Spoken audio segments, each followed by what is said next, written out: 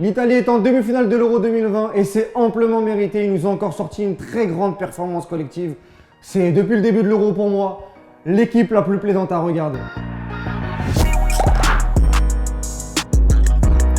En top, Marco Verratti qui a été resplendissant au milieu de terrain avec l'Italie. On l'attendait, cette grosse performance en quart de finale d'Euro avec la sélection, et il s'est imposé comme un chef au milieu de terrain accompagné de Jorginho et de Barella qui a mis un but splendide. Le milieu de terrain complètement, mais vraiment complètement anesthésié la Belgique, que ce soit sur le pressing, la qualité technique. On a vu même des mouvements d'école entre les trois qui ont été d'une très grande qualité technique. Voilà, Marco Verratti, on se disait oh, est-ce que Locatelli va récupérer sa place? Non, le patron dans cette sélection, c'est lui au milieu de terrain et il l'a encore prouvé ce soir.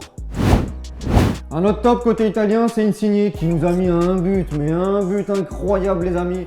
Le petit crochet pour Tielemans, c'est cet enroulé, cette spéciale façon Lorenzo Insigne dans la lucarne de Thibaut Courtois. Un but très important juste avant la mi-temps pour sceller le sort et pour mettre une grosse claque à la Belgique.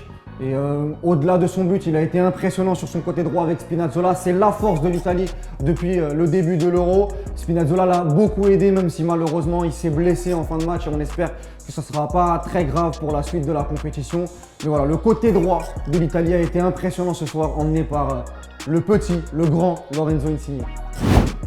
Un autre top côté italien, c'est Donnarumma, le futur, allez, presque futur gardien du Paris Saint-Germain qui a tenu la baraque derrière. Il a fait une parade exceptionnelle à 0-0 sur une frappe pleine vitesse de Kevin De Bruyne. Et il a amené de la sérénité derrière. Il a été très bon tout au long du match et c'est à l'image de ce qu'il fait depuis le début de l'Euro avec l'Italie. Et pour moi, il fait partie des tops ce soir. Des tops côté Belgique, malgré la déception et l'élimination, c'est Jérémy Doku qui est monté en puissance dans cette partie. C'est lui qui a été chercher ce penalty pour redonner de l'espoir à la Belgique juste avant la mi-temps et même en deuxième. Le danger est souvent venu de la part du joueur du Stade Rennais. Donc voilà, c'est de bon augure pour la suite de son histoire avec la Belgique. Et puis même l'année prochaine en Ligue 1, on attend. En tout cas, c'est un match plein de promesses pour Jérémy Doku.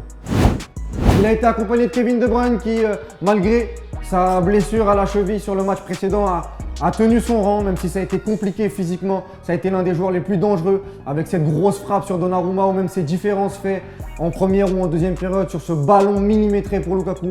Mais malheureusement, ça n'a pas suffi pour le Belge. Mais ça a été l'un des grands artisans de la pression belge ce soir. Parmi les déceptions côté belge, je vais commencer par Axel Witsel.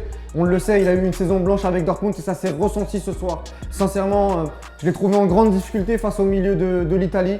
Encore, on a eu un Tielemans qui a essayé de proposer du jeu sur les 20 premières minutes, mais Witsel a été totalement transparent et il fait partie des flops côté belge ce soir. Un autre belge, Vertonghen, qui a été fautif sur le premier but avec cette conduite de balle et cette remontée un peu hasardeuse qui a donné le premier but pour l'Italie. Et même malgré ça, je ne l'ai pas trouvé exempt de tout reproche sur plein de situations. Donc Vertonghen sera dans mes flops pour la Belgique ce soir et il a fait partie de cette colonne vertébrale un petit peu défaillante. Et un dernier flop, même si l'Italie est quand même qualifiée, c'est Immobilier que j'ai trouvé vraiment à contresens pendant toute la rencontre. Il a joué contre son équipe, techniquement, même dans tous ses choix. Ça a été très compliqué. Et pour moi, Immobilier au poste de numéro 9, c'est pas une grosse satisfaction depuis le début de l'Euro. Voilà, c'était mes top et flops pour ce Belgique-Italie et cette qualification italienne. Encore une fois, si tu es d'accord, tu commentes. Si tu n'es pas d'accord, tu commentes aussi, mais toujours avec un raisonnement. Et puis on se retrouve pour les demi-finales sur Foot Mercato.